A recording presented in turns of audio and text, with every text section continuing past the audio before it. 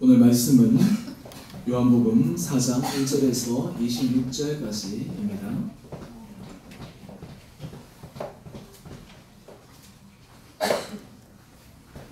요한복음 4장 1절에서 26절까지 말씀, 우리 한 절씩 교독하십시다.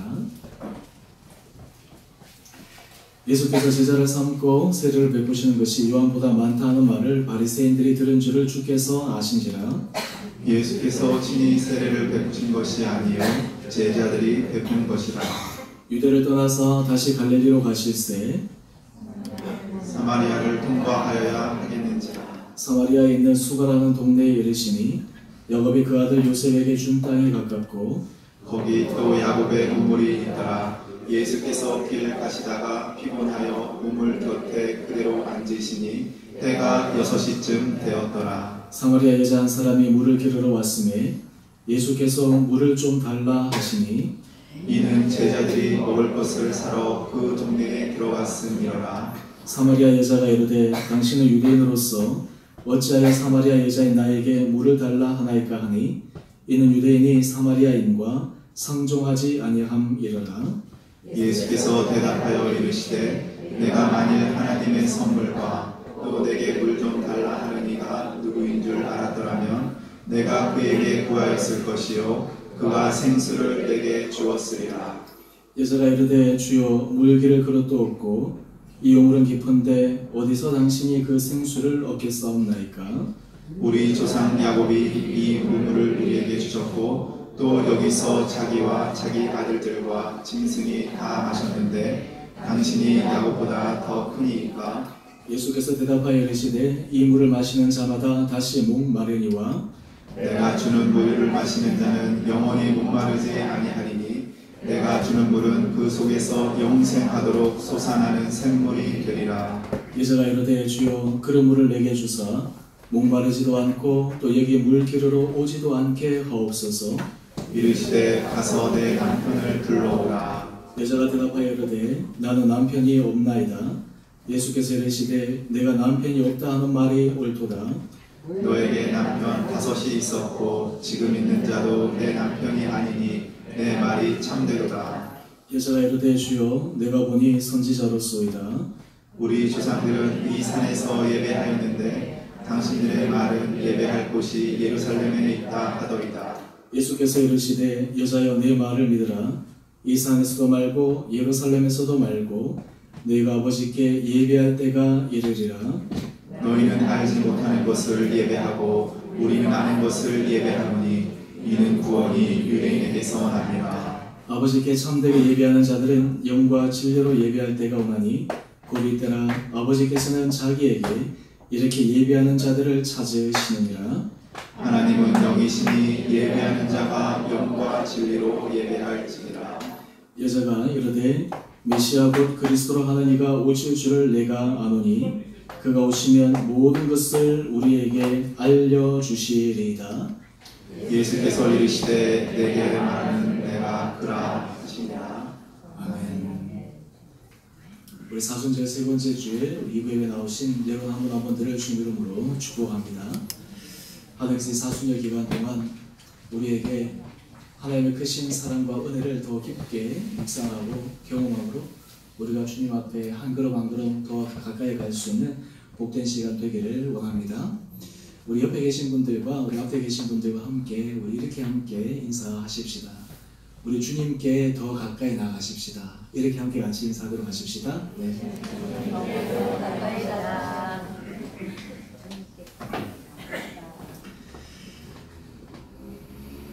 또 요한복음 4장 말씀은 우리가 너무나 잘 아는 말씀입니다. 또 제가 수요 예배 때 이 요한복음서 말씀을 강의하면서 이 부분에 대해서 제가 설교를 한 적도 있습니다. 오늘 특별히 저는 이 사순절 기간 우리가 교회력에 맞추어서 제가 요한복음 4장을 선택한 것은 오늘 이 말씀을 통해서 제목처럼 찾아오시는 예수님, 우리의 인생의 문제와 우리 인생의 어려움과 우리 인생에 처한 자기의 상황을 하나님의 은혜 가운데서 새롭게 바꿔줄 수 있는 그 놀라운 기적의 사건을 오늘 한 여인을 통해서 우리가 살펴보므로 오늘 우리 삶 가운데서도 하나님께서 이런 은혜를 경험할 수 있기를 소망하는 마음으로 오늘 이 요한복음 4장 말씀으로 말씀의 은혜를 나누기를 원합니다. 오늘 우리가 예수님을 우리가 따라가고 예수님을 믿고 예수님을 본받기 위해서 우리에게 참 중요한 선제적인 조건이 있는데 예수님은 어떤 분이신가 라고 하는 것을 우리가 알 필요가 있습니다. 사실 우리가 예수를 믿는다라고 하는 것은 교리적인 것만을 믿는 것이 아니라 우리가 예수 그리스도의 성품과 예수 그리스도께서 걸어가신 이 땅에서의 참된 신앙인의 모습을 오늘 우리 삶 가운데서 한 걸음 한 걸음 배워나가고 우리의 삶이 어제보다 오늘, 오늘보다 내일 신앙의 진보가 일어나는 것, 이것이 바로 예수 그리스도를 알아가는 놀라운 비결에 있습니다. 저는 바라기는 우리가 이 사순절 기간 특별히 공강복음 말씀을 우리가 말씀으로 읽고 묵상하고 있는데 우리의 삶 가운데 머리가 아닌 정말 우리 가슴 속으로 또 우리의 삶의 실천으로 예수 그리스도를 점점 닮아갈 수 있는 은혜가 저와 여러분 가운데 있게 되기를 간절히 소망합니다. 여러분 머릿속에 예수님 그러면 어떤 이미지가 떠오릅니까? 사실 우리는 사람에 대해서 그 사람이 누군가 라고 이렇게 설명을 할 때 말로 설명하기가 참 어려울 때가 많습니다.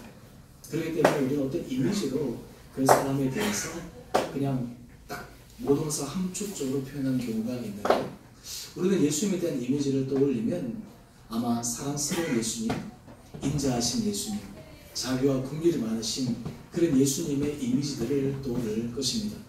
때로는 이 이른 양을 어깨에 걸치고 가신 그런 예수님의 모습들도 우리가 떠오르기도 하고요. 그런데 우리가 예수님의 여러 가지 행적들을 가만히 보면 우리가 미처 간교한 부분들이 있는데 예수님의 삶은 굉장히 파격적인 그런 삶을 산 것을 우리가 말씀을 통해서 확인할 수가 있습니다. 예를 들어서 예수님은 12명의 제자들 가운데 우리가 생각할 때 예수님의 제자로 뽑힐 만한 사람들이 예수님의 제자가 되면 참 좋겠지만 때로는 고개를 갸우뚱 끓일 만한 사람이 예수님의 제자가 되기도 했습니다. 그 중에 한 명이 세리 레위를 예수님께서 제자로 부르기도 하셨습니다. 당시 사람들은 도저히 이해할 수가 없었습니다. 예수님의 제자라고 그러면 다른 말로 하면 예수님의 어떤 얼굴을 보여줄 수 있는 그런 또 하나의 인물들인데 그러한 세리를 예수님의 제자로 삼았다라고 하는 것은 참으로 사람들의 머리를 갸우뚱 끓일 만큼 파격적인 모습을 보여주셨습니다. 뿐만 아니라 우리가 이 마태복음서를 읽어나가면서도 아마 여러분들이 느끼셨겠지만 예수님은 당시 사람들이 꺼려했던 죄인들, 세리들, 창기들 이러한 사람들과 서스럼없이 식사를 하십니다. 그리고 그들과 만남을 가지십니다. 그리고 심지어는 사람들로부터 먹기를 탐하는 자라는 얘기를 들을 정도로 예수님의 삶은 때로는 유대인들이 보기에는 도저히 이해할 수 없는 유대의 전통을 넘어서는 그런 삶의 모습을 살기도 하셨습니다. 때로는 유대인들이 생각하면 중요한 유대의 전통들을 깨뜨리기도 하셨습니다. 예를 들어서 유대인들이 굉장히 중요하게 생각하는 정결법이라든지 금식법이라든지 이런 것들을 예수님은 그냥 사소한 것처럼 깨뜨리기도 하셨던 그런 부분들을 보여주십니다. 오늘 우리가 읽었던 이 요한복음 이 4장에는 바로 이러한 예수님의 파격적인 모습을 우리들에게 새롭게 조명해 주고 있습니다. 왜 예수님께서 이러한 파격적인 모습을 보여주시는가? 사실은 예수님께서 우리 모든 사람들에게 찾아오신 그 자체가 굉장히 파격적인 것임을 오늘 이 사마리아 여인을 통해서 주님은 우리에게 알려주기를 원하십니다. 오늘 그래서 저는 이 찾아오시는 예수님의 모습을 통해 예수님께서 어떤 파격적인 모습을 통해 또한 예수님께서 우리들에게 구체적으로 어떤 것을 드러내기를 원하시며 그것을 통해서 우리의 삶을 어떻게 끌어가기를 원하시는가를 오늘 말씀을 통해서 우리가 함께 살펴보기를 원합니다. 먼저 예수님은 찾아오시는데 그 찾아오시는 모습이 예수님은 사람의 편견의 경계선을 뛰어넘어 찾아오시는 분이십니다.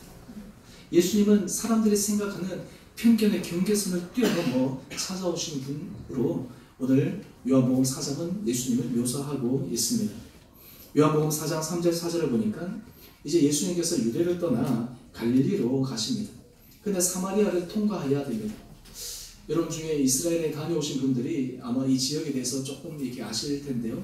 이 지도를 잠시 보게 되면 이스라엘은 지금 남쪽으로는 지금 유대 지방이고요.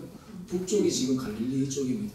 중간에 보면 이 보라색으로 된 지역이 사마리아 지역인데 이 유대인들은 이 유대에서 갈릴리로 갈 때, 또한 갈릴리에서 이 유대 지방으로 내려올 때 당연히 쇼컷인 이 사마리아를 통과하는 것이 정상적인 것인데요. 유대인들은 이 사마리아를 통과하는 것을 꺼려했습니다. 그래서 그들이 사용하는 방법은 그냥 다이렉트 쇼컷인 이 지름길인 이 사마리아를 통과하는 길을 사용하지 않고 오른쪽에 보면 요단강을 따라서 우회로를 통해서 이 사마리아를 우회하는 그러한 전통들을 가지고 있었습니다. 왜 유대인들은 이 사마리아를 이렇게 적대시하고 심지어는 그 땅을 밟는 것조차 부담스러워했을까요? 역사적인 배경들을 몇 가지 살펴보면 BC 8세기에 이 아수르가 사마리아를 함락시킨 후에 아수르 왕이 혼합정책을 취하게 됩니다.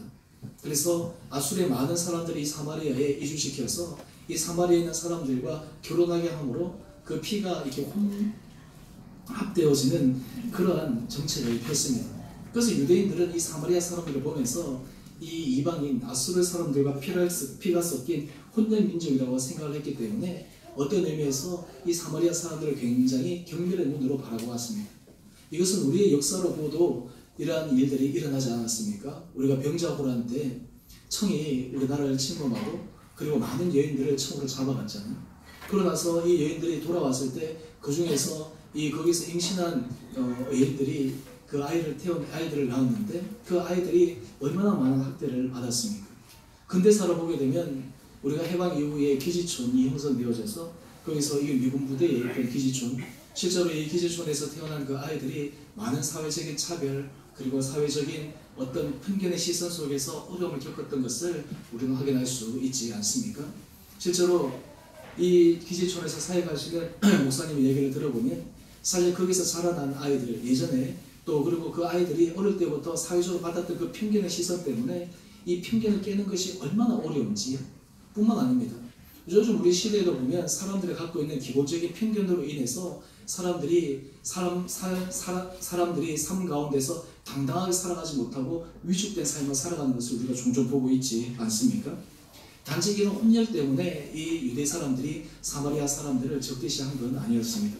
또 역사적으로 보게 되면 BC 6세기에 이제 바벨론에서 포로로 돌아온 이스라엘 백성들이 성전을 재건하고자 그들의 노력을 기울였습니다. 그때 사마리아에 있는 사람들에게 요청을 합니다. 우리가 성전을 재건하려고 하니까 좀 도와주십시오. 그런데 이 사마리아 사람들은 아니 언제나 우리를 경배할 때는 언제고 이제 성전을 건축한다고 재건하려고 하는데 우리에게 도움을 달라고 그러면서 이 유대인들의 요청을 과감하게 한 칼에 거절해버리고 맙니다. 그러다 보니까 이 유대인들과 이 사마리아 사이에 감정의 골들은 점점 깊어질 수밖에 없었습니다.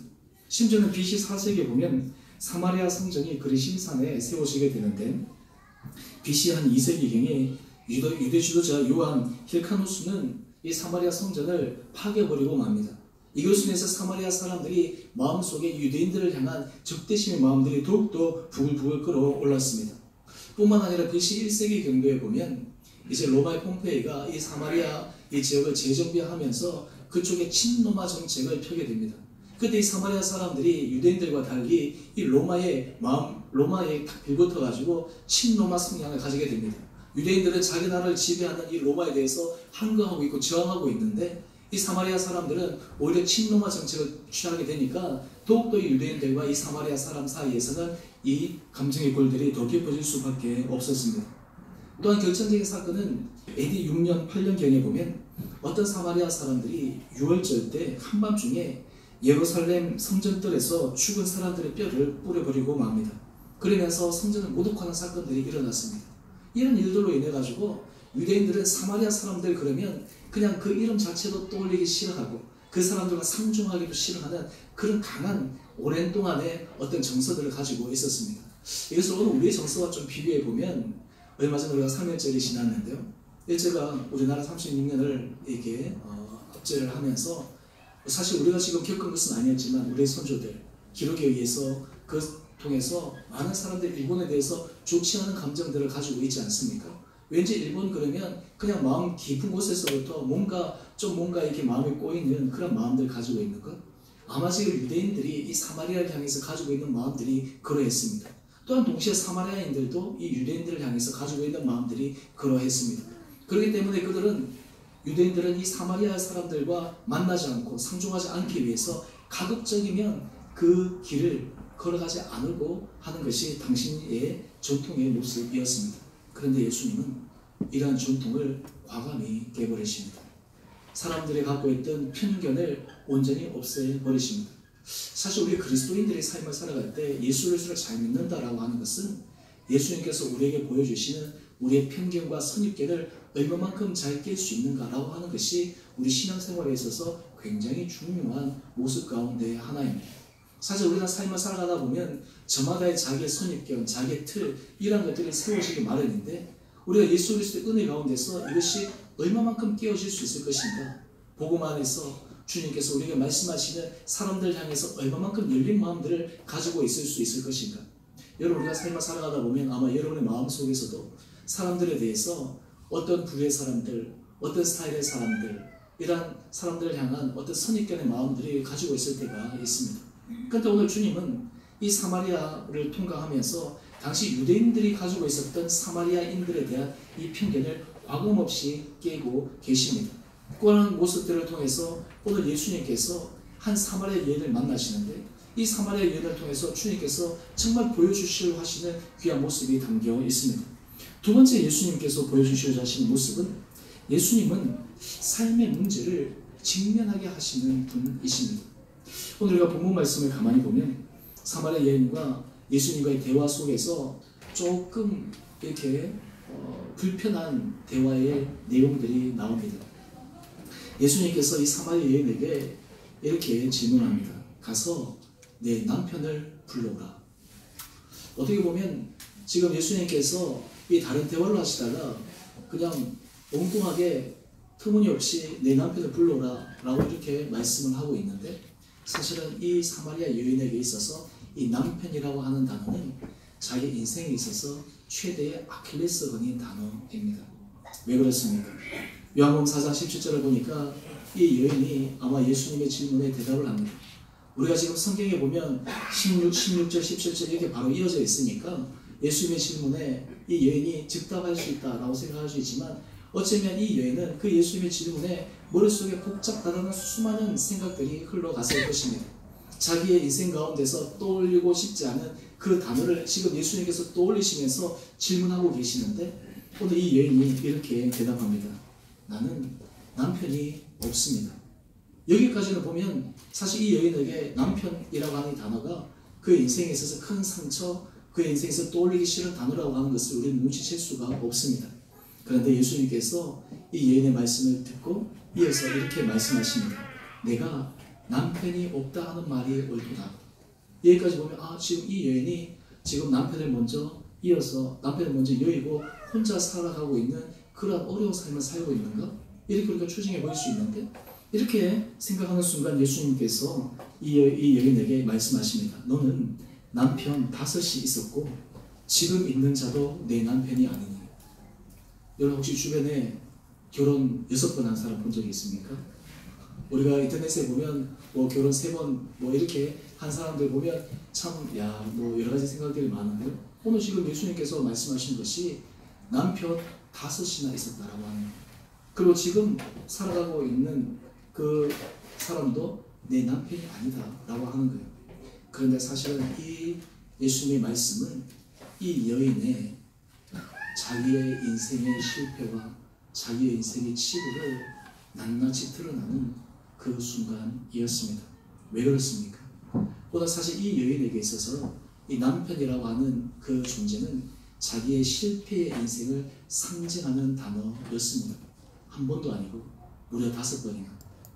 왜 이 여인이 5번이나 결혼했는지 5번의 남편을 이렇게 맞아야만 했는지에 대해서 성경은 우리에게 알려주고 있지 않습니다.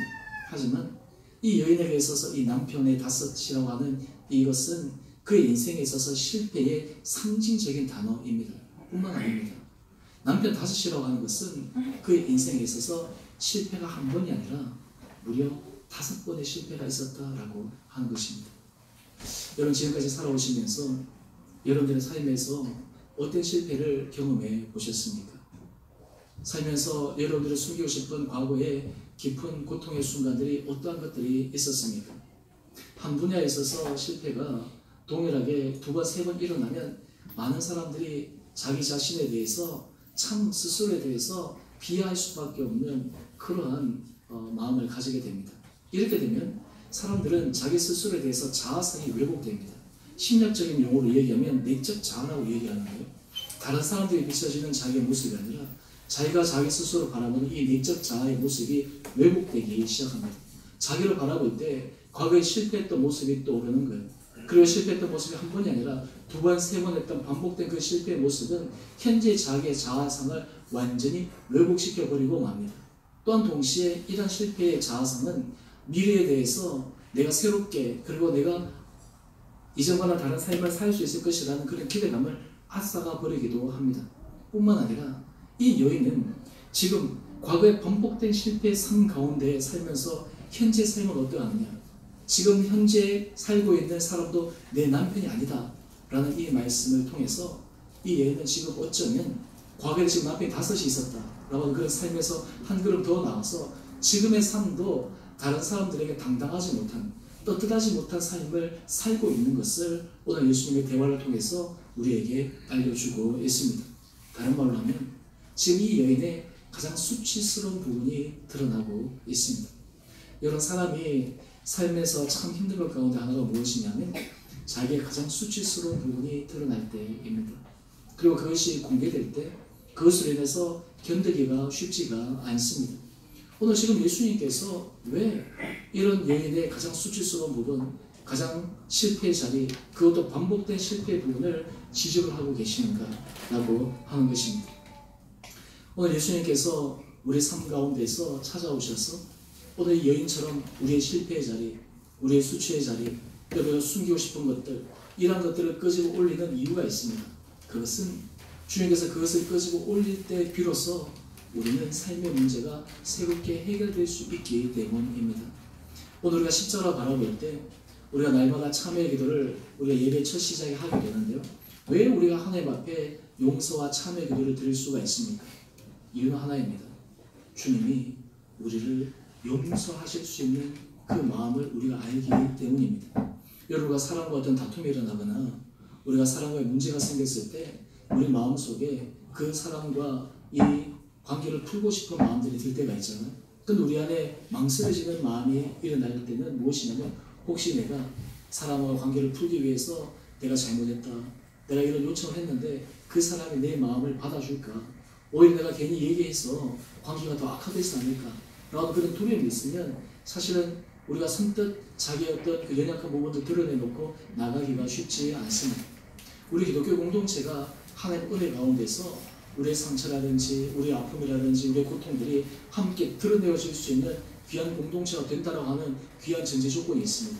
그것은 무엇이냐면 사실 우리가 사람의 치부라든지 사람의 약점이라든지 사람의 연약한 모습이 드러나면 그 모습을 말미암아서 그냥 뒤에서 수근수근 거린다든지 그 사람에 대해서 그냥 다른 소리를 만들어내는 것으로 인해서 힘들어하지만 사실 진정한 기독교의 공동체의 모습은 그런 사람의 연약한 부분들이 사람들의 수근거림의 대상이 아니라 오히려 그것이 드러내는으로 말미암아서 오히려 사람들에게 새로운 치유와 새로운 희망의 소망이 나갈 수 있는 계기가 되기 때문에 그렇습니다. 그래서 오늘 교회는 보면 참 어려운기도 하고 어떻게 보면 참 쉽지 않은 그러한 부분들이 있는데 뭐냐면 사람들 앞에서 공개적으로 자기의 죄를 고백하는 그런 교회들도 있습니다. 그 안에 내용들을 들어보면 도저히 얘기하면 안 되는 내용들이 막 나와요.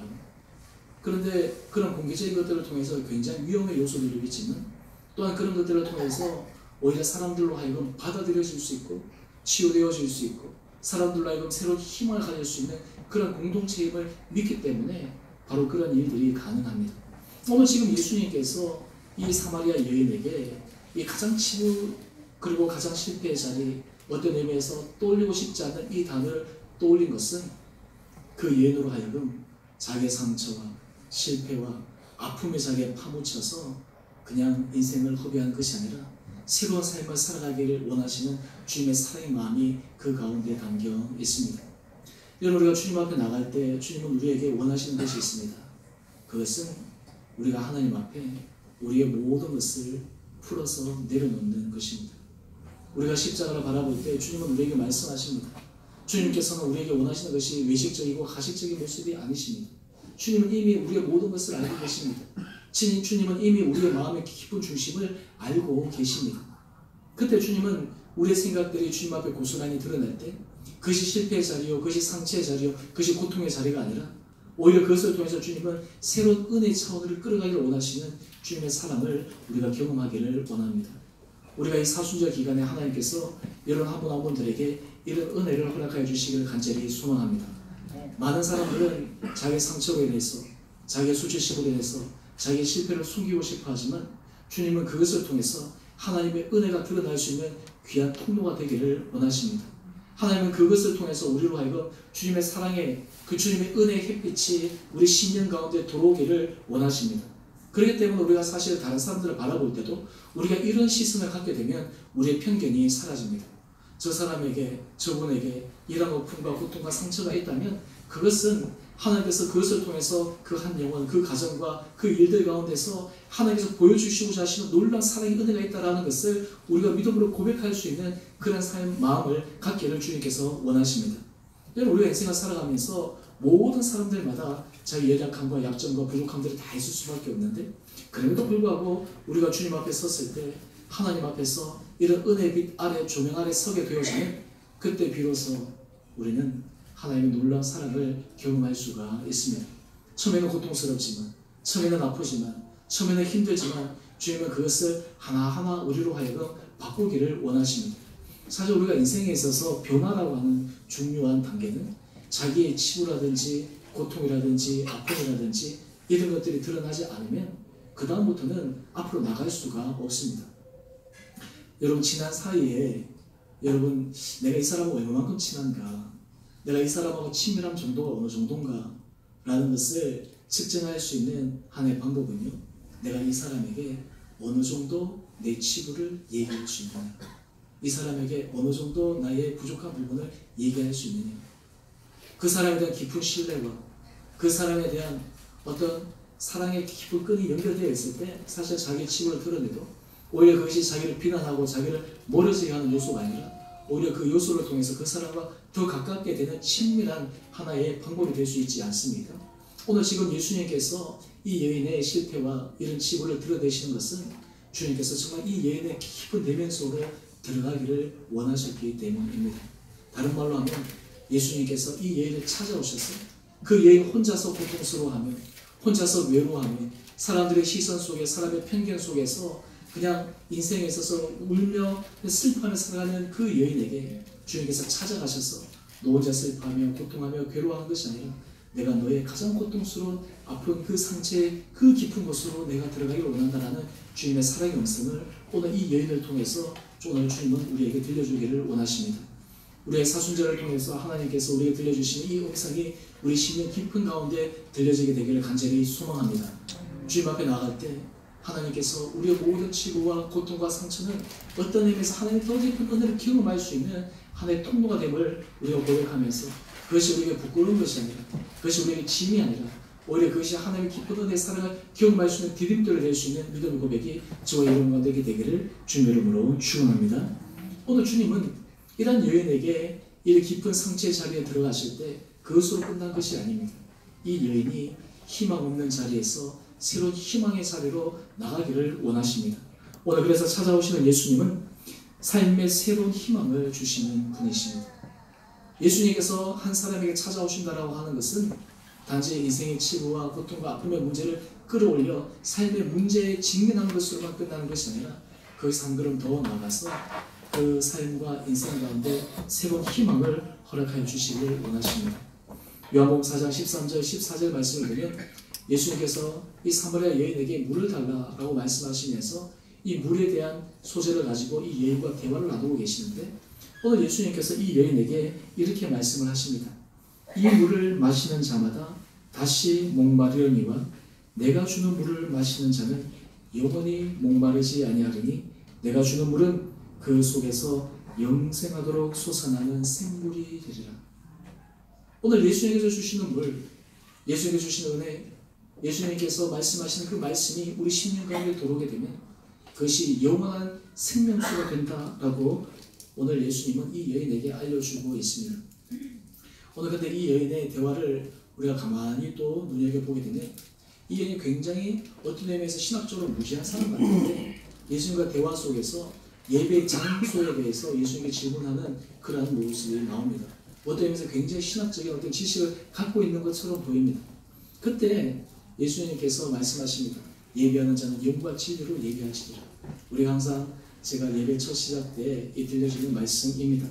오늘 그런데 이 말씀을 들은 이 여인이 예수님께 이렇게 고백을 합니다. 메시아 곧 그리스도라 하는 이가 오실 줄을 내가 아노니 그가 오시면 모든 것을 우리에게 알려주시리라. 오늘 지금 이 여인의 마음 속에는 자기의 인생의 질문들과 인생의 고통과 이러한 것은 그리스도 예수 메시아를 만나면 문제가 해결될 수 있음을 이 여인은 어렴풋이 알고 있었습니다. 그런데 놀랍게 예수님께서 말씀하십니다. 예수께서 이르시되 내가 말하는 내가 그라 하니라. 내가 말하는 그 사람이 바로 나다라는 것입니다. 우리가 사순절에서 참 중요한 질문이 있습니다. 우리는 예수님을 인격적으로 만난 경험이 있는가라는 것입니다. 우리가 사실 교회에서 신앙생활을 할 때 주일날 와서 예배드리는 어떤 이러한 의식이, 이러한 어떤 예식이 사실 우리가 하나님 앞에서의 선거라고 얘기할 수 있지만 오늘 주님이 우리에게 원하시는 것은 우리가 정말 인격적으로 예수님을 만난 경험이 우리 가운데 있는가라고 하는 거예요. 정말 우리에게 찾아오시는 그 예수님의 손길을 우리 마음속에 깊게 경험할 수가 있는가라고 하는 것입니다. 사실 우리의 인생에 있어서 변화는 주님을 인격적으로 만날 때 그때 비로소 시작됩니다. 인격적으로 주님께서 우리에게 찾아오실 때 우리의 삶의 관점이 새롭게 바뀌기 시작합니다. 우리 안의 슬픔과 고통과 우리 안에 바라보는 삶의 기준들이 완전히 뒤바뀌어지게 됩니다. 오늘 우리가 칼럼을 보게 되면 사막의 교부 안토니우스라고 하는 분이 있는데요. 이 사막의 교부 안토니우스는 그가 깊은 침묵 가운데 깊은 고독 가운데 예수님을 인격적으로 만납니다. 다른 말로 하면 인격적으로 만났다고 하는 것은 늘 그의 삶 가운데 임재하시는 예수님을 이 안토니우스가 경험했다라고 하는 것입니다. 그랬더니 이 안토니우스가 어떤 일이 일어나냐면 자기 안에 예수님의 그 깊은 은혜의 경험을 갖고 있게 되니까 단지 이제 그냥 홀로 떨어져서 혼자만 주님을 만나는 것이 아니라 일상의 삶들 가운데서 사람을 만날 때나 일을 할 때나 여러 가지 일들 가운데서도 하나님이 자기와 함께하는 것을 늘 확신하고 있으니까 자기 삶 가운데 믿음의 능력이 드러났을 뿐만 아니라 자기가 찾아오는 사람들에게도 예수 그리스도만이 인생의 유일한 해결이십니다 라는 이 말씀을 당당하게 할 수 있는 삶을 살았다라는 것입니다. 오늘 제가 여러분께 질문해 봅니다. 오늘 이 사마리아 여인이 예수님을 만나서 당신이 바로 내가 만나고 싶은 그 예수님입니다 라는 그 음성을 이 여인이 들었던 것처럼 오늘 여러분이 사순절 기간을 보내면서 우리 가운데 진정으로 인격적인 예수님을 만나는 그런 경험이 우리 가운데 있었는가? 또한 동시에 오늘 우리가 매 순간마다 과거에 만났던 그 인격적인 만남이 단지 과거의 한 사건이 아니라 오늘 우리의 삶 가운데서 지속적인 프로세스로 우리가 주님 앞에 나아가고 있는가라고 하는 것입니다. 오늘 이 여인이 예수님 인격적으로 만났을 때 그에게 일어났던 놀라운 변화가 있습니다. 우리 요한복음 4장 28절 말씀 우리 다 같이 한 목소리를 함께 읽어봅시다. 시작.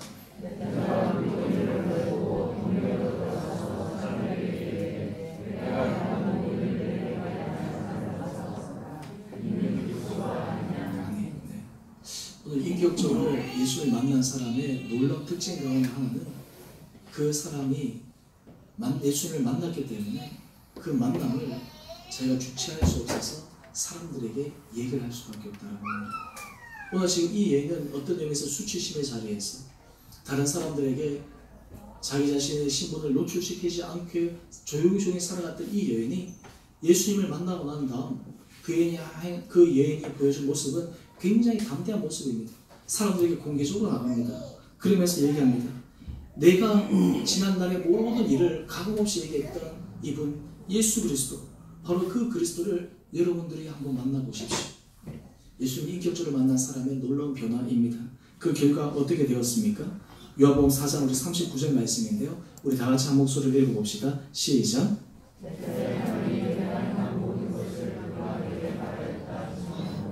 그 동네 중에 많은 사마리아인이 예수를 믿는지라 오늘 제가 설교 제목이 찾아오시는 예수님입니다. 오늘 주님은 이 사순절 기간에 여러분 한 사람 한 사람들을 인격적으로 만나기를 원하시는 주님의 사랑의 마음이 우리들에게 전달되기를 원하십니다. 우리가 하나님 앞에서 인격적으로 주님 앞에 서게 될 때, 인격적으로 주님을 만나게 될 때, 인격적으로 주님을 체험하게 될 때 우리의 삶의 희망 없음이 새로운 희망으로, 우리의 삶의 체념이 주님 앞에 새로운 소망으로, 우리의 깊은 편견이 하나님 앞에 새로운 열린 시각으로 받게 되는 놀라운 은혜의 역사가 일어나게 될 것입니다. 우리의 삶에 있어서 주님을 만날 때 주님의 인격적인 그 교제가, 그 이 교류가 우리의 삶을 새로운 획기적인 삶으로 변화시킬 수 있음을 우리의 믿음 가운데 고백할 수가 있습니다. 저는 바라기는 이 사순절 기간 오늘 사마리아 여인을 찾아오셔서 그의 삶을 획기적으로 바꾸셨던 이 주님의 놀라운 은혜의 사랑, 인격적으로 만나신 그 주님의 놀라운 축복이 여러분 삶 가운데서도 온전히 임하게 되기를 주님 이름으로 축원드립니다. 그러므로 말미암아 우리의 인생의 깊은 가운데, 우리 내면의 깊은 고백 가운데 주님, 내 인생에 있어서 가장 복은 내가 주님을 만난 것입니다. 내 인생에 있어서 가장 큰 축복은 그리스도이신 주님을 내가 알아본 것입니다. 그런 놀라운 믿음의 고백이 여러분 삶 가운데 차고 넘치시게 되기를 주님 이름으로 축원드립니다. 우리 함께 같이 찬양하십시다. 우리 아침 안개 눈앞 가리듯 이 찬양을 통해서 우리의 마음을 주님 앞에 고백하도록 하십시다.